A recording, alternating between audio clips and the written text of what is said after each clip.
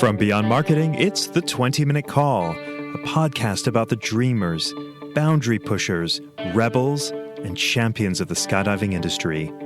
Each episode is a narrative journey highlighted by the highs, lows, and luck that the skydiving industry delivers, as told by the most influential people within the sport. If you've ever dreamed of becoming a skydiver, perhaps opening a drop zone, or becoming the next world champion, check out the 20-Minute Call hosted by me, James LeBarry. My guest today is one of the great people of our sport. Hailing from Melbourne, Australia, Rob Delaney and his wife Shelley founded Manufactory, one of the leading skydiving apparel brands in the world today.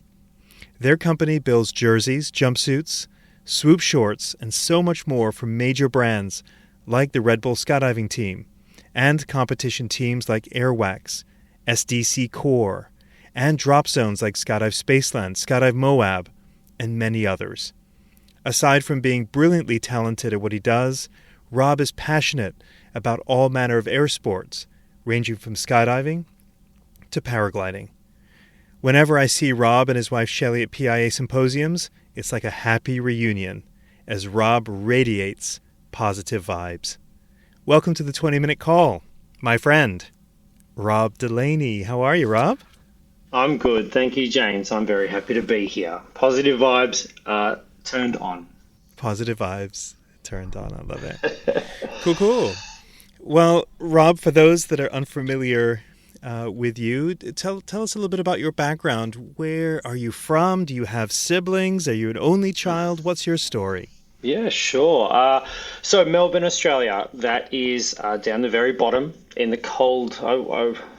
It's very cold down here most of the year. 9 months of the year, I would say it's cold. And a lot of people reference Melbourne especially within Australia, as a very fashionable culture area of the country. We're the second largest city. Now, I didn't grow up in Melbourne exactly. I grew up outside of Melbourne, down in the suburbs, about 45 minutes between Melbourne and 45 minutes between the beach. I am the eldest child of two other boys and a sister, and was raised basically by my mother. My father passed away when I was in my early teens. So grew up with a very European background family, and that definitely influenced a lot, I would say. And then when I turned 13, after playing some baseball, basically, for a few years there, I got into surfing. Now, it's 45 minutes from the beach as the crow flies, and it took me about 3 hours then by public transport, which I did twice a week, every weekend for the next 4 years until I got myself a car. And basically, surfing is where I really am at home. I live now in Ocean Grove, which I'm a few hundred meters from the beach. I'm actually only less than a few kilometers from my home drop zone. It's amazing. It's a place where Shelley actually grew up, and she's been here her whole life. And actually, her grandfather has very, very, very strong roots in this town. We're here because it's a very community-based town, and we love it, aside from 9 months of cold weather.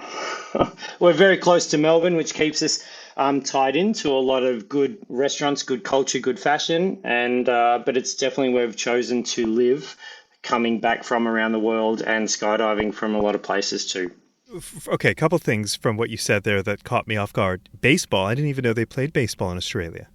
Yeah, right. Like, it's basically, it's one of those things. So I was doing martial arts at a younger age, did it for a few years, and then just wanted to grow out. Everyone around high school is like, hey, what are they doing now? The default is to play Aussie rules, like football. Maybe if you're in another state, not Victoria, you would play rugby. But yeah, I don't know how it got into baseball, but when I did, and till this day, I love it. I absolutely love it. I will still watch it all the time.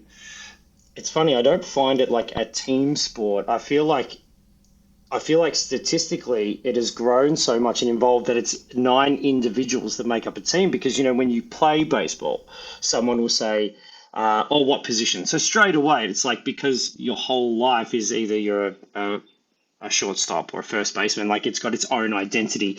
So it's so funny, even when you go to bat, it's an individual thing. So I find that baseball, as much as it's related as a team sport, is a very individual sport too. And which sort of does fit well with me because all the sports I've ever chosen are always individual off the back of that. So yeah, they do play it. We do happen to have an Australian make a US team every now and then, and it's the following it has in Australia is very much like Skydive community, whereby once you're in it, like you're in it thick and thin. That's it. Like there's no you dabble in it sort of thing. So it's very cool. But I played that throughout my teens, 4 or 5 seasons before I got to a more adult life, especially my career, which definitely took me in other places there. Okay, we're going to leave the topic of baseball. What is the team you follow in the U.S. or is it an Aussie team that you follow? No, Chicago Cubs will always be the team. I was influenced by them from 13, and I happened to see them win their 2016 series. Like it was pretty impressive. Yeah, with Cubs. Interestingly, we are both from cricket playing countries. I'm from the Caribbean or the West Indies, and you being from Australia. But when I was a kid, we had maybe like 9 channels that we got in Antigua on television. And one of them was WGN, which carried Chicago Cubs baseball games. And that's the local, I don't know what affiliate, but in Chicago. So not that I was a big baseball fan, but I was very aware of the Chicago Cubs just by way of that one channel that we got that happened to show these baseball games. You mentioned you're into martial arts. I read that when you were a kid, you were fascinated by Bruce Lee. What's that about? Oh, absolutely. I started martial arts. It was like the Taekwondo background. That's sort of like what back then, I think it was Taekwondo and maybe another few martial arts. Just being from a smaller suburb town, that's all that was really there at the time. And my instructors introduced me to like Bruce Lee books, and they were very taken by him and his style. So I read a lot and was just influenced by that. And even like to this day, my daughter, I think one of the first books we gave her was this little like Bruce Lee book, just on his life and how driven he was. So at an early age there in martial arts, later on in life, I took it past Taekwondo and I did a little bit of other jiu-jitsus and things while I was in my 20s. To this day, I did recently go to get back into it. And it was just different. I feel like I'd already visited that part of my life, and maybe I felt personally like I'd visited. Yeah, that's right. I'd visited that part of my life. I didn't need to be back there again. So at this point in my life, I've moved forward from those things. Even though I do enjoy them, I do enjoy following them. I feel like I've been there, done that. As I mentioned in the introduction, you run with your wife Manufactory. And when I think of someone who's truly suited for their profession, it's like you fit it perfectly. I read that when you were a teenager, I think when you were 16, you picked up a pair of scissors to make clothes and also started studying graphic design and visual arts. It seems like if you're going to have an apparel company making any kind of statement, these are the skills one should have. But how did you get into that interest of making clothes as a teenager? Actually, it came from surfing. My mother it's actually clothing and sewing. My mother, my grandmothers, they've all done it. I think it's quite typical in a lot of families like that, especially our age. But when I got into surfing, I got really fascinated by wetsuits. I mean, everything, the smell of neoprene, the petroleum, what they did, how they worked, and especially being surfing at that time. So I got into surfing at 13, and by 15, I think I'd hit year 9 in high school, so like a middle school area, but I knew straight away, like that's all I wanted to do was work at a local company, which is called Rip Curl Surfing, and they were down in Torquay, born and bred right next door to Quicksilver, and that's all I wanted to do. I knew it from 15, so I tailored every single pathway and subject within high school to get me through to fashion design. Finished high school. I went to an all-boys high school, so it wasn't easily accessible, any fashion subjects. We didn't have any textile subjects. That's not anything we had. And it was even difficult to ask teachers for pathways. They really didn't know where to go. So a lot of it was on finding my own. So I did every graphics, every visual arts, any subject I could do. And then my mother taught me to sew. And then basically I was off to college where I studied for a few years in fashion, which is everything from fashion design and drawing, computer-aided skills, pattern making, grading, everything from the ground up. These days, they don't offer the courses anymore, and it's a real shame. I mean, for a country that's supposed to be trying to build its manufacturing, we don't even have the courses now to sort of aid people. So, basically I have known my whole life that I will be in clothing industry. And then after college, I went into learning it from the ground up from my first jobs. Let me pause you right there if you don't mind. Before we get into that part of it, what about wetsuits led you to this fascination in terms of their material and their smell and why was there such a connection with wetsuits? It seems so random to one that's not into it. No, absolutely. And if these days the wetsuit smell, if you went into a store, won't be as strong. They've changed a lot of the manufacturing and the chemicals that go into them. But I was absolutely fascinated by something that was built for a specific purpose that helped you to do surfing. And to take it a step further, when I was in this younger period of my life that I was like, no, I'm going to be designing wetsuits and clothing, etc. I wasn't about I'm going to be designing t-shirts, for example, or denim jeans. My career path chosen in my head was to tick a few boxes. Wetsuits was a big one. And then I was like, hey, this career path leads to if for example, I got to work, and I'll say it, but if I got to work with NASA I've researched it before, on the suits that astronauts wear.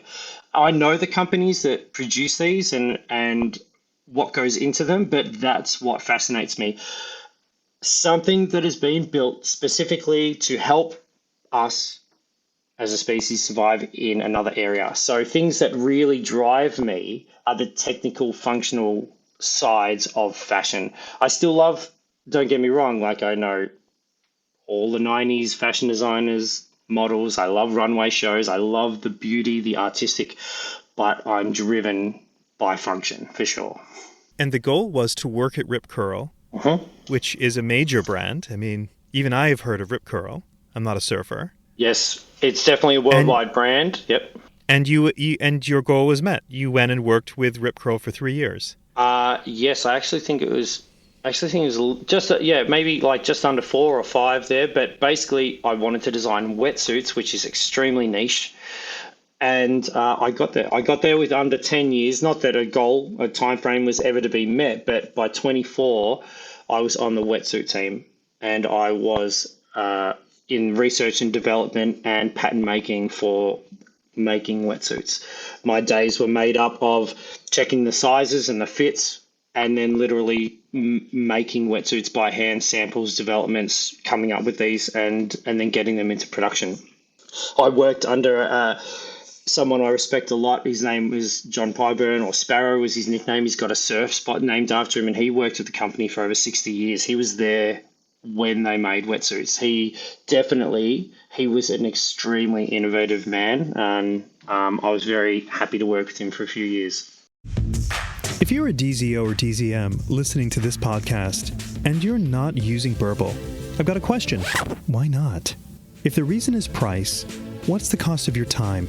Other booking and manifest softwares are a one-size-fits-all. Burble was built from the ground up by a DZO for DZOs to maximize efficiency. Now, isn't that nice? There's no software that compares. Choose Burble. Burble.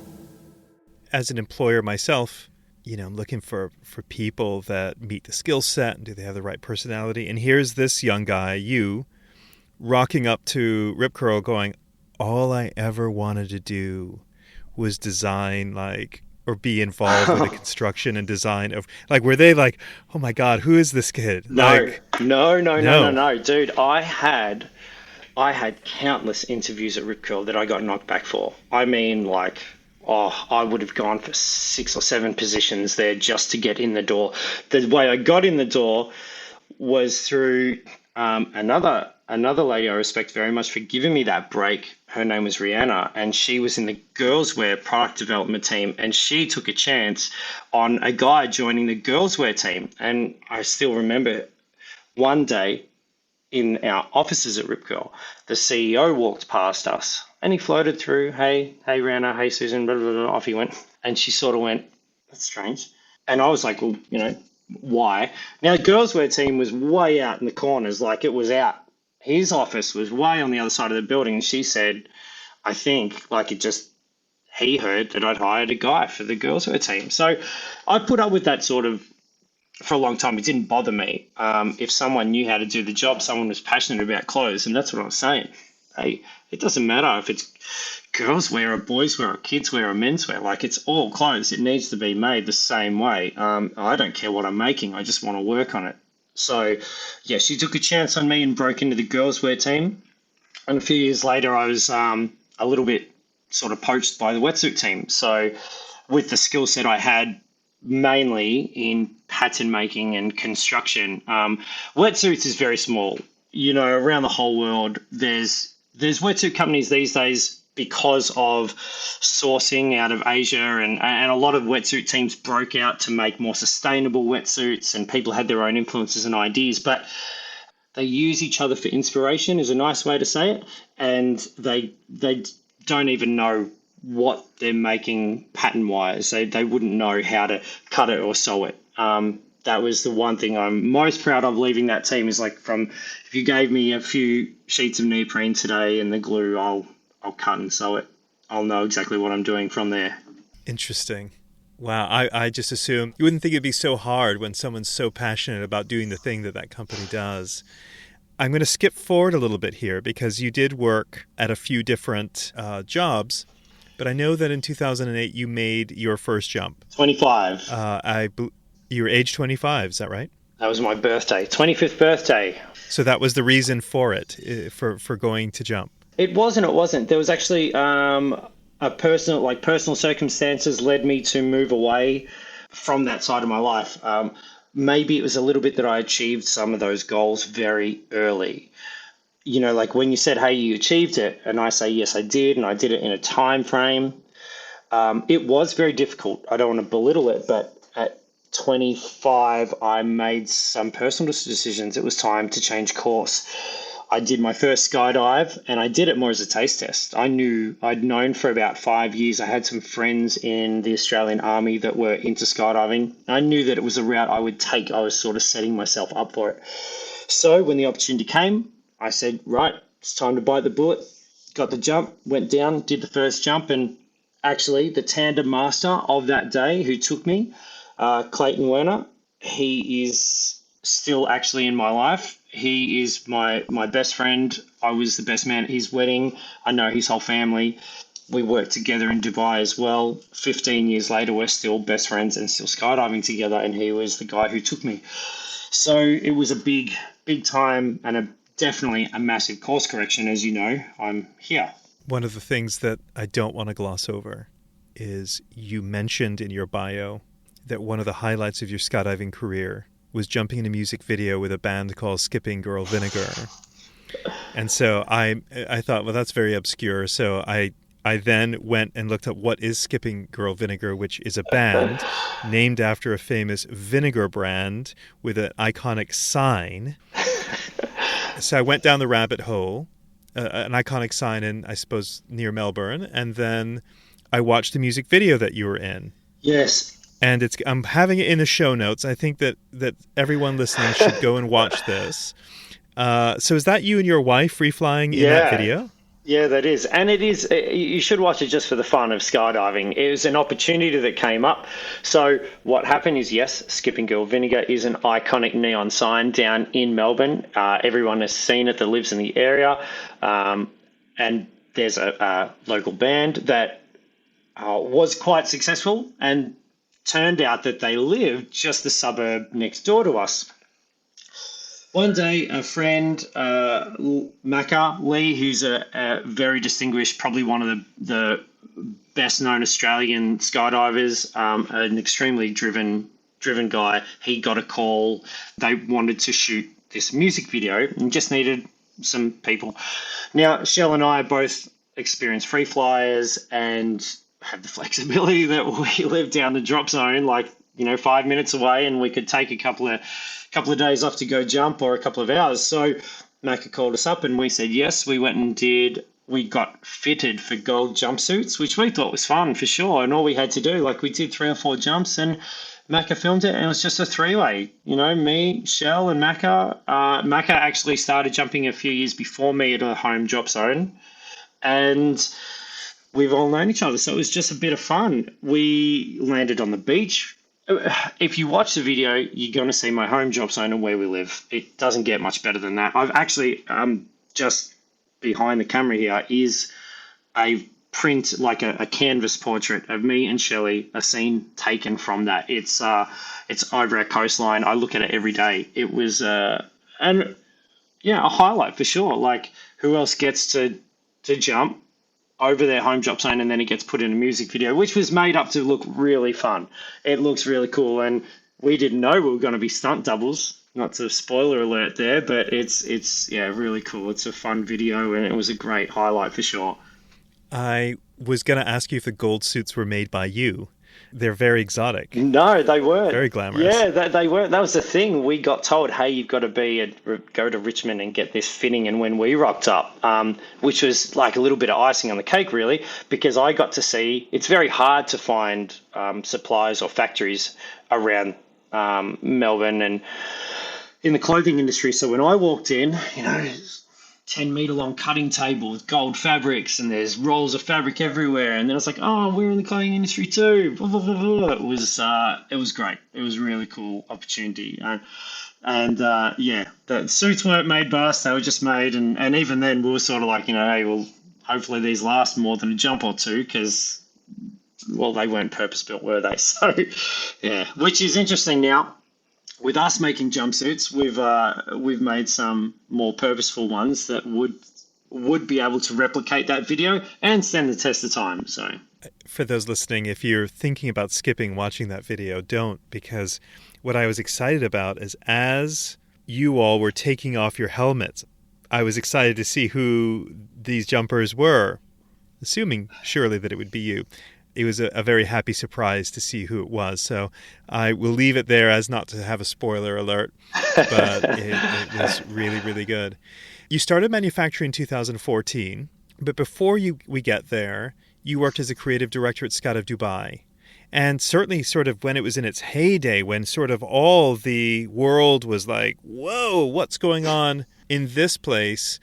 Can you tell me a story? What was it that you did for Skydive Dubai, and what was that experience like? Sure. So I'll start from the very start, actually. I had worked, like you mentioned before, quite a few jobs in fashion, and I'd worked in surfing, motocross, luxury fashion, fast fashion, and I had started skydiving and was pretty much enthralled by that. So fashion and clothing jobs at the time weren't filling the gap. Skydiving was.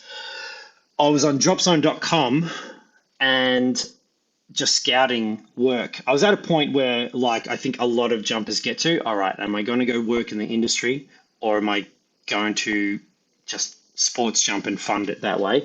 But to the complete disbelief in my eyes, there was a graphic design position at Skydive Dubai. It was just so random.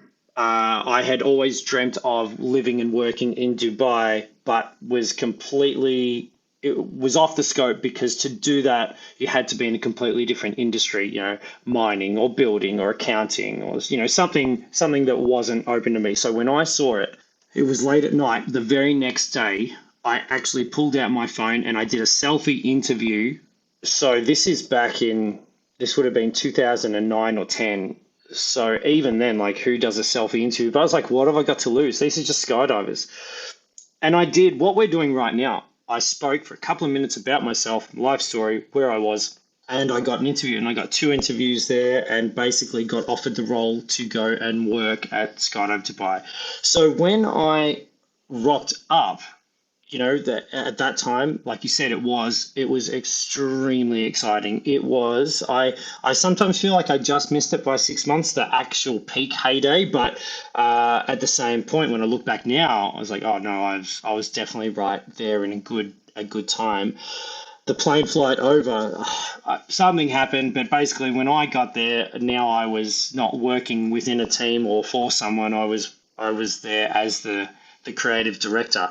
I was supposed to be working within a small team, and the team at that time it got rebranded as the marketing team. So I rocked up in July, and it was basically around Ramadan and around their off season, so they don't start again until September. So I had a few months to get my feet on the ground, and I honestly spent it in my office at the Palm, which, even to say it now, it was incredible. I had an office on the Palm that overlooked probably 360 degrees of water. It was incredible. But I spent the next few months, because I was serious, I looked through every file, every folder. I got to know that brand inside and out. So the brand had already started development before I got there, and it was my turn to sort of pick up the reins and take it to its next level, which was taking it into merchandise and more events, which Dubai was known for at the time, and the role exploded. I worked within a small team called the marketing team, and I was at the time the only designer until I had too much work that I had to hire an assistant designer, essentially. Now, I was only at Dubai for 2 years, but it was a crazy 2 years, and yes, I miss it. I definitely do miss it to date, but it is probably a little bit nostalgic to think of my time there and the time now. When I interviewed Craig Gerard, I said, Craig, tell me something that for us unfamiliar with really what is very normal in Dubai, which might be, the opulence and even, celebrity sightings. And I asked Craig, tell me a pinch me moment. And, he shared his. What was yours? I mean, you just said your office was at the Palm. But was there any experience in that 2 years, either with an interaction with someone that you couldn't believe you were around, or just the opulence of what you saw and experienced? Can you share some detail there? Yeah. So there was quite a lot. Now, I'm not huge on starstruck and celebrities and that. Saw Usher, I saw Will Smith, all right there in person, shook hands, etc. But I was definitely more starstruck by Craig. Don't tell him that. Craig Gerard is an incredible human being. But for the area itself, Dubai, obviously it's probably well known that His Royal Highness owns the company. Being in his presence was definitely always a very pinch me moment. I got a lot of respect for him. The fun stories, though, look, put it this way. I have paddleboarded around the Palm and to the Atlantis Hotel and to the Burj Al Arab so many times I couldn't even tell you. I've paddled around Dubai Marina more times than it shows on the Apple screensavers. One time we found ourselves just at the F1 down the road in Abu Dhabi on I call it a boat, but it's a super yacht. There was the opulence. Yes, it is. It's exactly what the stories that you would have heard. It's incredible. I've actually got so many. My brain right now is just speeding through the moments. And this is a 2-year period. Again, it was incredible. Some of the things I did see, and the people before me. Like I said, I feel like I missed it by 6 months. They saw more. Yeah, it was a very incredible time to be there. Flying in a what was the size? It was like a 10-foot tunnel, something, a private 10-foot tunnel.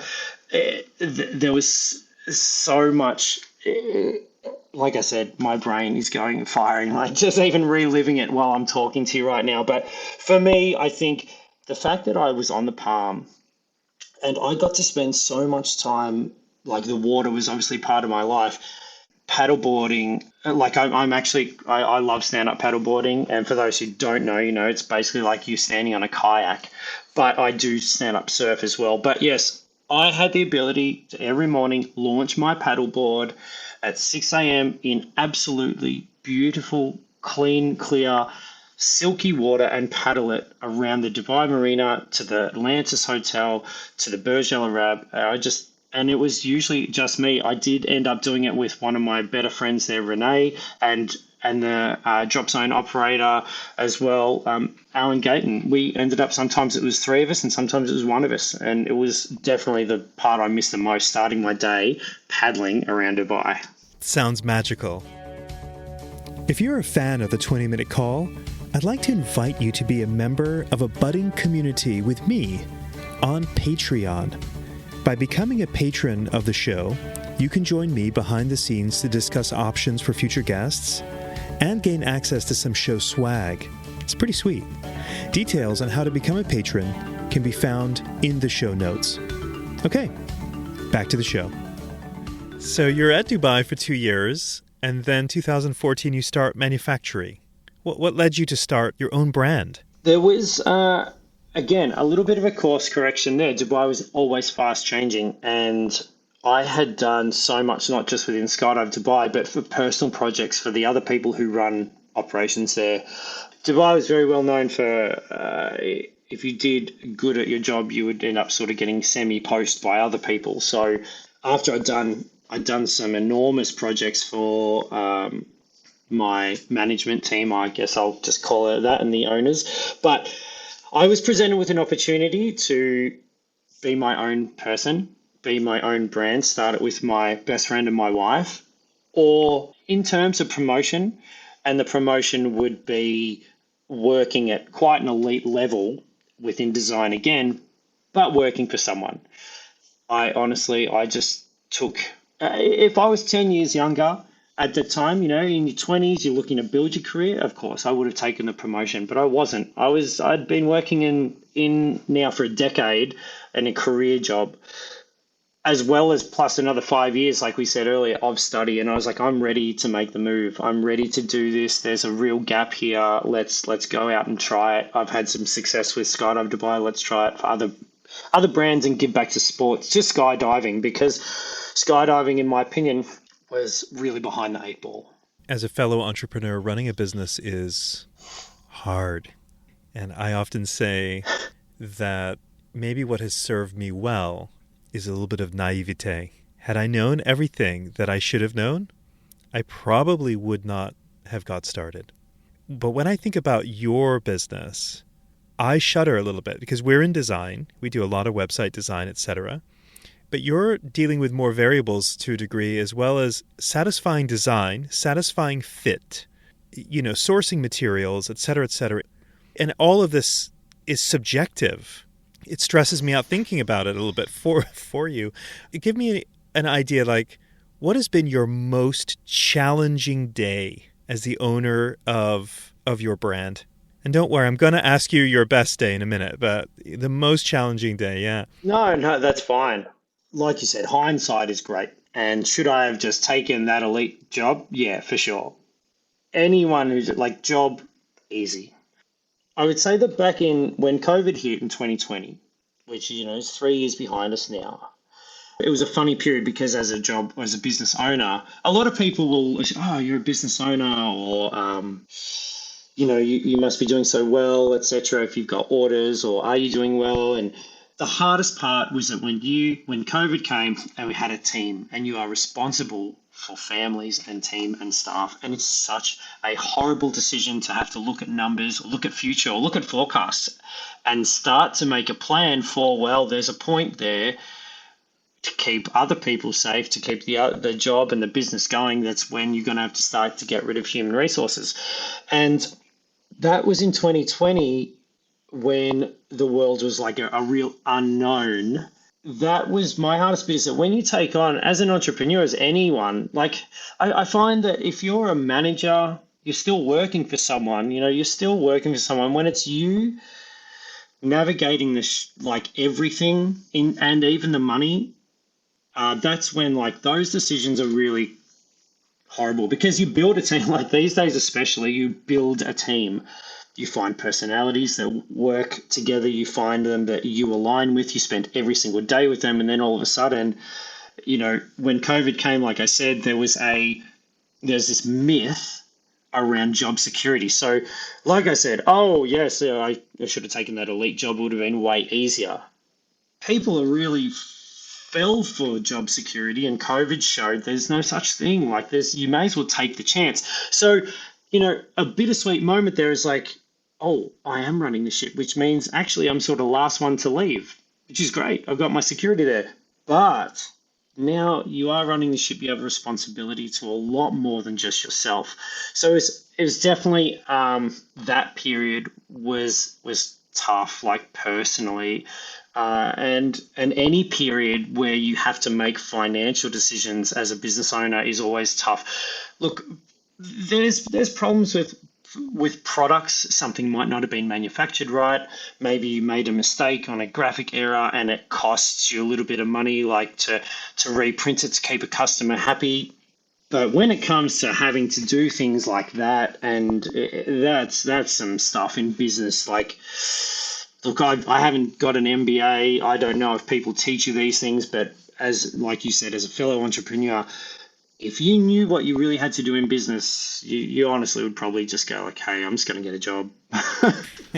I've been running Beyond Marketing for almost 11 years this January. And this podcast is being released in December. So very close to 11 years. And there have been, the line is not linear, but there are points that were key to driving us forward. What was sort of a key contract or a key relationship that gave your business life? Going, yeah, this is happening.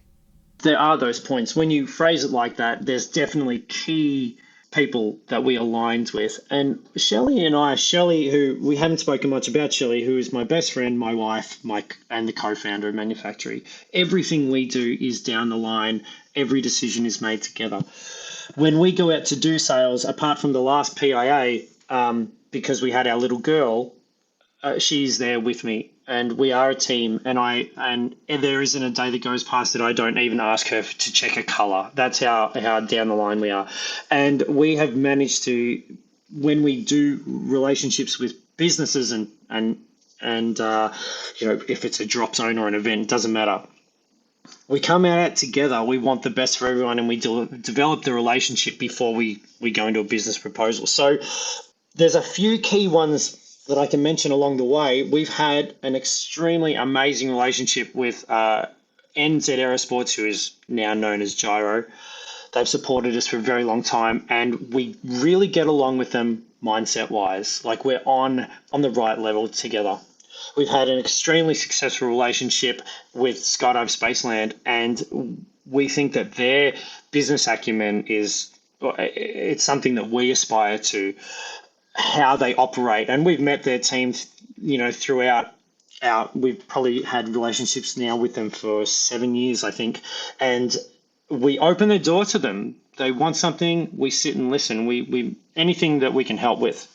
We've had a great relationship with Pat Thomas and Sunpath. I mean, they are terrific people. Pat is someone that everybody should have the opportunity to meet and listen to, because she's so genuine. She's there to help, and we really she has some she's helped Cookie. I know that for a fact from the ground up, and she's helped us. Like, we've had leaps and bounds by working with her. So they're key ones. They're the Australian Parachute Federation, I will say. They came on board with us. We developed a relationship early in the days with them. We reached out to them. We showed them what we're about, and then we grew with them, and we were extremely excited to do their uniform time and time over the years, to the point where now we've been extremely fortunate to have the USPA on board. So they saw what was happening, and they've come across to us to develop their uniform going forward. So there's some big manufacturers, big key companies like that, but there's also some really small ones. One of the first orders we had was by, I think you'll know this, Drops only Skydive Jurien Bay. And they're the ones who take a chance. They want to be different. They're innovators, like almost early adopters, you would say. And, when I look at my business too, James, mine will be 10 years in January. And over that cycle, when you look at the bell curve, I had a plan. Shelley and I sat down and we said, hey, look, we're going to have, by this couple of years, we will start to get competitors. By this couple of years, you'll start getting copycats. By this couple of years, someone's going to start the price wars on us. We're going to have to make plans to move forward. How do we develop as a business?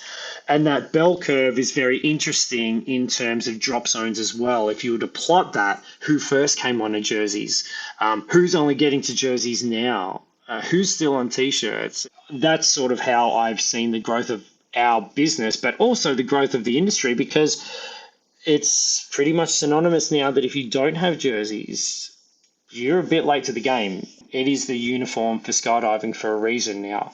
So there's been some successes, absolutely, and there's been some really small ones who have helped along the way and still stick with us. And they often, more often than not, we've found they're not the business, they are a person.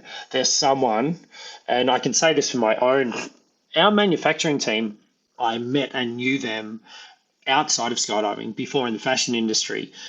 And they've been with us for 15 years. So 10 years of manufacturing and 5 years of my other personal career. That was all personal relationships. And we see customers move businesses. They move drop zones, they move wind tunnels, and they carry on our name. They say, hey, we work with them. They're the ones we want to work with.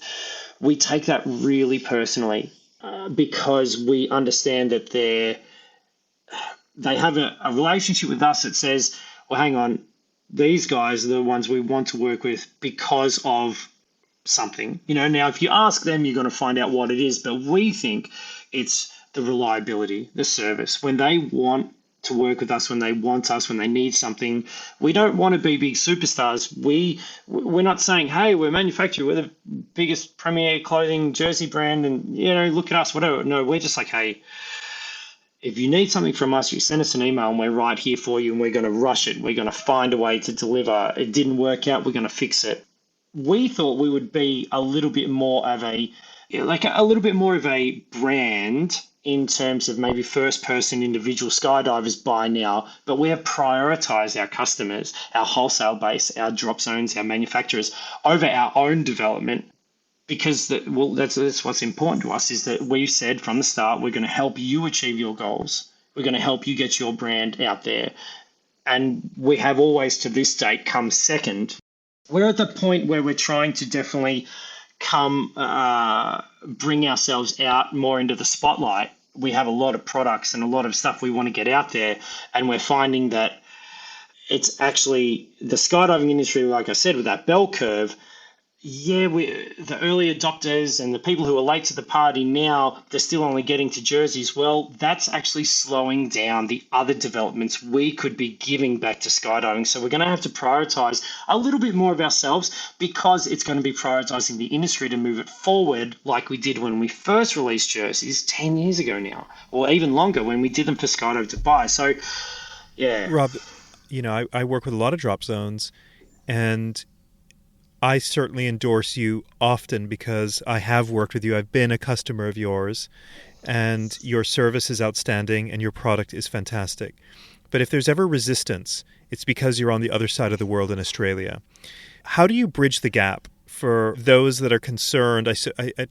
I think I'm asking more from an entrepreneur standpoint, as well as give you the stage to say, hey, for the DZOs, DZMs listening, or event managers, how easy or difficult is this separation? I definitely think that you are right. And I know I'm very aware of the problem that we will get a call up from someone to say, oh, you're in Australia. Oh, we don't want to ship from Australia. Oh, the lead times are too, it must be on the other side of the world. Our business from day one has been built to be a remote working business. which has allowed us the flexibility to work almost 24 hours a day, 6 days a week by having people on staff to respond. And that's where our customer service has been so greatly appreciated, because we have a 36-hour turnaround time. We also built it to be a global business because skydiving is global. Therefore, at the moment, our warehousing is smack bang in the middle of Hong Kong, which is a free export and allows us to get anywhere quite quickly within 4 to 5 days. Shipping import duties, this is getting a little bit boring here, this part, but if you ever bought a canopy or a container or a jumpsuit or a helmet, you will have paid these duties. And people sometimes forget that it applies to everything. It's not something we control. It's government-based taxes. I don't want to say that there's ways around these and stuff, like different countries handle them differently.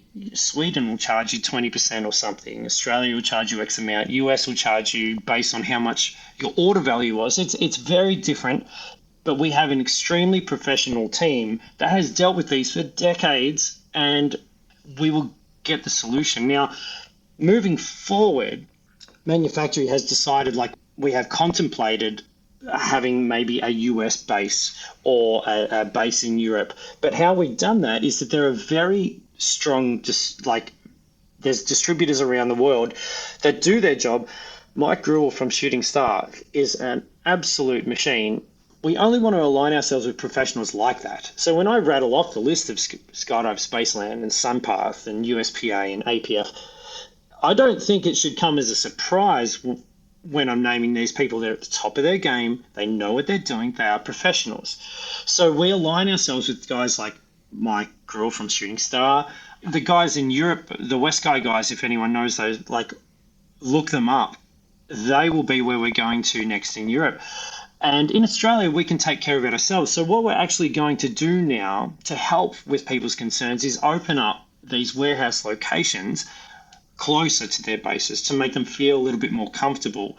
But the truth is, we are in a global, this is the market we should be in. We should be able to freely get, innovative products from Australia to the other side of the world. Now, we do it, we have done it, and we will continue to do it. We also do manufacture on location in other countries. We've had people for events in the US. They need it quicker. We have to manufacture in the US. So we have partners that we have approved. Manufactory does not deliver anything that hasn't been quality approved and checked. It's not the type of company we are.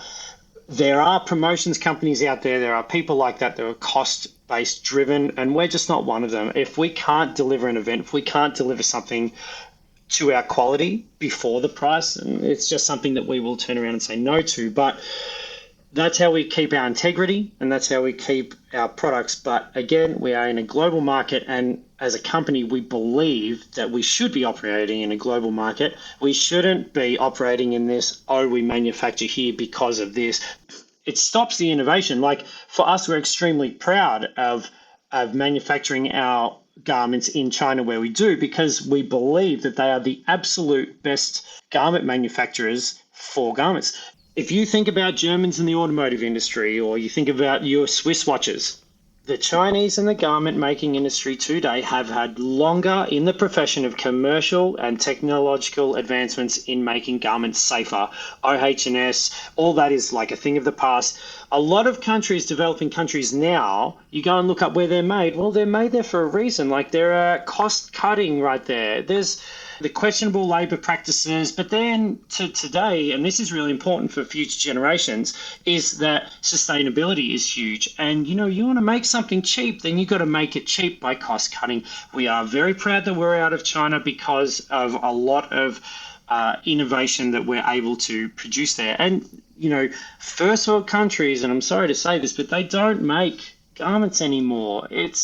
We don't have a manufacturing industry in Australia anymore. There's definitely not one in the US that isn't taken over the border. And I know a lot of this firsthand. I'm in this industry. I know where the suppliers are and the manufacturing is made, and I know the reasons. And if you want to make something, then you have to have the very best materials, people, design teams, engineers. Like that's how everything good comes from. And honestly, what comes with that too is people's livelihoods. You can't think that you're buying something for a few dollars and expecting someone else to have been making a successful income along the way. This podcast is sponsored by Beyond Marketing, the digital marketing agency for the skydiving industry.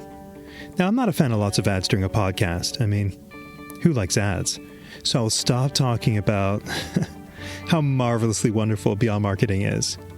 But if you're curious about what the amazing people of Beyond Marketing do to help drop zones and manufacturers thrive, then you should check out their website at dropzone.marketing.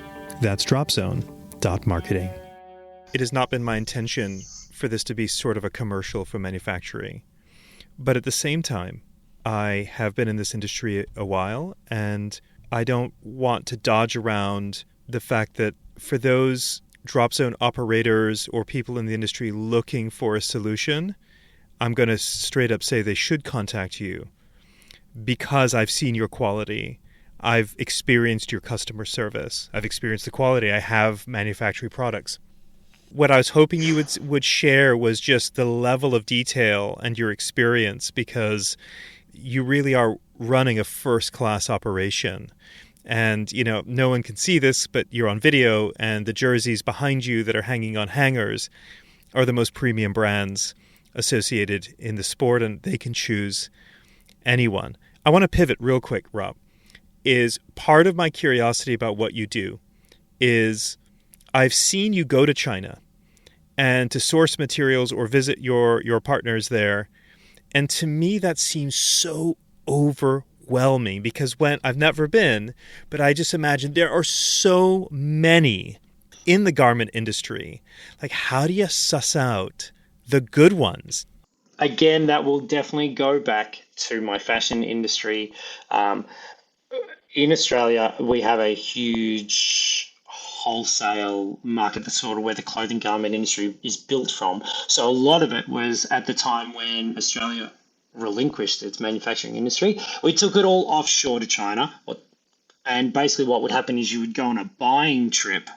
You would buy all these samples from Japan and LA and New York and the hotspots and grab the latest trends. And then you would stop in, take them to the factory floor, and literally start to break them down and then release them. And that's sort of how fast fashion is these days. That's exactly what happens today. Someone's running around buying something cool off a street from a flea market, saw someone do this, boom, stop into the factory, boom, rip it off, boom, it's in the stores. It's part of the problem. However, that's how it was born, and sort of that's how I then got my footing in to understand how the fairs work. Big trade shows like PIA, but suppliers for everything. One thing that manufacturers always said is like, we'll help you get to where you want to go. We understand that we're sort of like you, James, we're an agency, and when you can take on the workload or decide to take the workload in-house, well, good luck to you. That's great. You know, we're here to help you get to where you want it to go. If you want to stay with us, we will take a lot of that guessing game out, because you want to build a website, you want to start using meta ads, or you want to start building t-shirts. You're going to fall down. You're going to make a lot of mistakes that professionals can mitigate, like we do. And we know the sourcing game in and out. We know who to ask, what to ask, why the relationships are so important in China. I remember a very, very good friend and mentor from Dubai days, actually. I took him on a sourcing trip, and he's a very brash American. I really enjoy. He was a definite first-class business person. But when he got onto that sourcing trade show floor, you know, the first question, boom, like a bull in a china shop, what are the minimums? Tell me what the price is. And it's like, whoa, chill, like, just hang on a sec. Due diligence. We have to build a relationship. They want to know where we're from. We want to know where they're from. Like, you know, otherwise we're just going to get this, like, price, and it's a product, it's an exchange. You may as well be buying a can of Coke. Like, so look, at the moment, if you look at skydiving and the jerseys at the moment, there are people out there who are competitors who have gone out and tried the game themselves. I have been approached by their suppliers I know who they're working with. It's very funny because once you're then into that sort of scene, as big as you said, as big as it is with thousands of factories, it actually becomes quite small, and you can sort of get, people are trying to, and that's like, hey, can we get your business too? And look, this is what we do here. This is what we do there. The partners we have, we've known them because we understand how business works within their culture. So it's very much like, hey, this is a Loctite agreement. This is we're supporting you, support us. This isn't a product exchange anymore. This is a livelihood that we're working on together for both of our families and personal lives. So when you get there, it's overwhelming. It's amazing. It is like running into a market for the first time in Southeast Asia. But as well, you've got to know what you're looking for. So you mentioned materials a few times now. The materials, the fits, you've heard from my earlier discussion, like Shelley and I are both in fashion. We've known this from the ground up forever. We know what we're looking for. We have that advantage. We're skydivers building skydiving product, and we're fashion designers building fashion products. I mean, we're pattern makers building our own patterns. Like you said earlier, we've just got everything that needs to go into knowing what we're doing. But we believe that because we didn't just come in here as a side hustle or something. This is all we've wanted to do, and this is what we're doing. So it's really important to us, and to be educated, I would suggest anyone who wants to be an entrepreneur, anyone who wants to run a drop zone and be a business, is you have to get a bit of an education behind you in there before you take that leap. Otherwise, you just have to be prepared to fall down a lot more times, I think. I wouldn't say don't do it. It's definitely, the risk and reward is much bigger as a business owner. But for anyone who wants to do something, if it's building a t-shirt or whatever, or go to a fair, you need to build up experience behind you a little bit, just to, I would say, save yourself some of the pitfalls and the money expenditure that you're going to put down. Fascinating world. I'm intimidated by it because there's so many, as I mentioned earlier, variables. Let's pivot away from business for a moment and talk about adventure from the standpoint that between the places you've traveled with your business and being in fashion to places like Dubai and skydiving, as well as adventures in Australia, tell me a story of an adventure you've been on through all of these experiences that when you recall it, it makes you smile. I would love to give you sort of a cliched response where I'm like, hey, I've been to Dubai, or Shelley and I found ourselves in Florence, or we found ourselves in Paris. Like travel stories, right? Or we shot a film clip here or something. But the truth is that I did not ever see myself being married or having children or a family. It's never been on my radar. I've been quite a driven person. Shelley's quite a driven person. And the thing that, to get a little bit almost sentimental, is that we got married. We've spent our entire entire adult lives together almost. And Shelley and I, we got eloped, which was one of the most incredible days of my life in Italy. We have done a lot of this shared stuff together, everything. But what makes me smile is we had a little girl recently, Charlotte, who's 3. And the truth is that parenthood was something that took Shelley and I very much by surprise. It is, I would take on multitudes of businesses before, like, parenthood is insane. And the thing is that when you see parenthood from the outside as a 20-year-old or something, or in movies, you're always highlighted by like, oh, the pregnancy and oh my God, those 9 months and screaming babies. But that's, oh my God, that part goes in the blink of an eye. And what comes from that is that every single day is the adventure. It's just insane. It's never repetitive. Your question is just so perfectly formulated for this reply, because what adventure makes you smile? And I could tell you about all these cool little travel trips and all these luxury stays or not, but that's the things that I've done. But the thing that makes me smile every day, and I'm sorry, but it is it is my family, my little girl. It changes every day. And if I have to think about it, I never think about the bad stuff. I think about the moments that like she makes me smile the second I'm brought up. And I can't wait we've taken her to the tunnel already. And when she's at the drop zone running around, and when she's running over my parachute lines or falling over in my paraglider, like she does make me smile, and that is the adventure. And I know that it might not resonate with a lot of people, especially like those who aren't there, those who those who just want a wingsuit base jump right now of their life. But that's where I am in my life right now. I'm smiling from ear to ear as I listen to you express that. That is awesome. I'm always interested in what personal development other people are into, namely with the books that they're reading or the podcasts that they're listening to. What's one of the best books you've read or that you're into right now?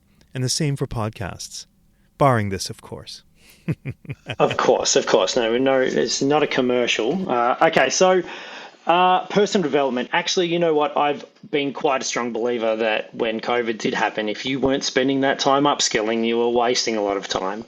The one books I'm always buying, and I'm into actually businessmen or women autobiographies. Like, I love to read about how they got there, the actual grit behind what they did, and they have a lot of grit, but a lot of the time they have a lot of mentors too, and they're the ones I want to see, like, because they're the ones who are giving out some great information. Also, self-align. Am I cut out? Am I not cut out? What have they got? How can I resonate with these people? So business people books are the ones, they're the ones that really drive me. They're the ones that I really love to grab a handle on. But then that led me into a lot of autobiographies. Like, I did Matthew McConaughey's Green Lights, and I've done like Anthony Kiedis's Scar Tissue from the Chili Peppers.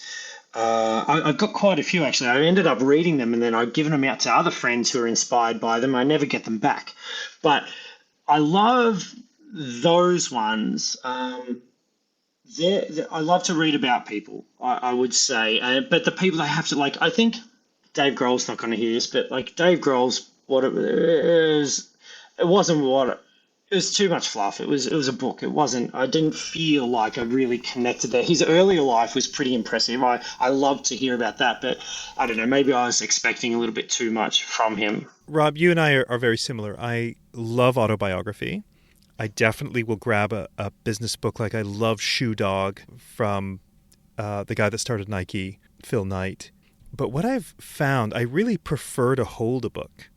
But when it's an autobiography of someone, that's when I like listening to the audiobook, because you hear that expression and that tone and that passion. I love it. But those books you mentioned, that Matthew McConaughey book in audio, hearing him speak with that southern drawl, it's all right. I didn't think of that with that because, I mean, I did the audio book thing for a while when I was traveling a lot. So I used to love putting on the audio books or podcasts to walk. Like, I can't do it when I work. But I think the last audio book, honestly, I did do, if I was being honest, was like Eckhart Tolle. Now, that is a voice, James, that is definitely no southern drawl there. But that was something to take on a different level. So audiobooks, yes, I love those. Podcasts. Now, if I was to talk about podcasts, I've had a sort of love-hate relationship with quite a few of them. I've tried to do. I'm not too fussed on the podcaster, like, say it being like a Gary Vee or a Joe Rogan, most popular ones. I've tried quite a few other ones. I'm not really interested in the podcaster, but I'm interested in the person they're interviewing, because I feel like the more popular ones, they end up being quite repetitive I feel like there's an agenda they might have there.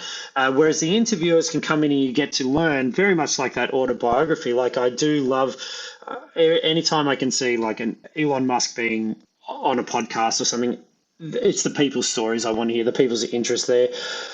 So that's sort of where I get that. There's a few out there I've tried in terms of, like I said before, martial arts or sports or even airplanes. I've tried to get into those sort of things, but it's just not where I want to be, because, like, if you listen to an autobiography and someone speaking at like like I remember Joe Rogan interviewed Kanye West. I was pretty interested in that one. I think he's an exceptional talent. But the thing that I like about it is that I had a disconnect. I was like, oh, I'm not a big fan of where he's going with this. And then all of a sudden, and like I said earlier, that I'm not a very starstruck person because people are just people. People are just like, they've had opportunities.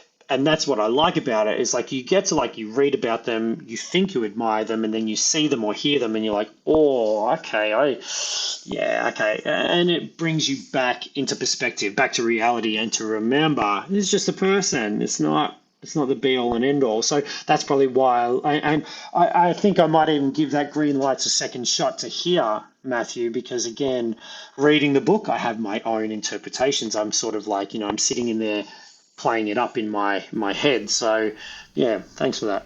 Yeah, what was it? By the way, I have to mention, I don't know if it resonated with you as it did me, because I'm very fond of Australia and the Australian culture. But hearing him recount his experience being in Australia, living with a family that was pretty tough, That's right. Was fascinating. But hearing him recount it, fascinating. Let's pivot. Last question. Always fascinated to hear about a crossroads moment in someone's life where had they not said yes to that opportunity or that decision to do the most mundane thing, that if that thing isn't done, maybe you and I are not talking right now. Absolutely. It's funny that you say if I had not said yes, though. If I had not said yes, would we be here? Well, my best friend, Shelley, probably thinks I say yes too often. She probably thinks like I say, yes, I will help you way too often. And there are a lot of moments, again, like I mentioned earlier, I had an opportunity to start for myself, or I have an opportunity to go work for someone, in a completely different elite level. And honestly, I don't think we would have ever met if I took that road. I've had the opportunity to say, yes, I will go and move to Dubai, or no, I will stay here and work in Melbourne, and I'll earn more money and I'll be able to support Skydive. I had quite a lot of those, and I believe that you should say yes as often as you can. I think that we do say no out of fear, but to sort of like not to get too on this, I've done a lot of work sort of on my own self-awareness because I've been very driven my whole life. I know where I want to go.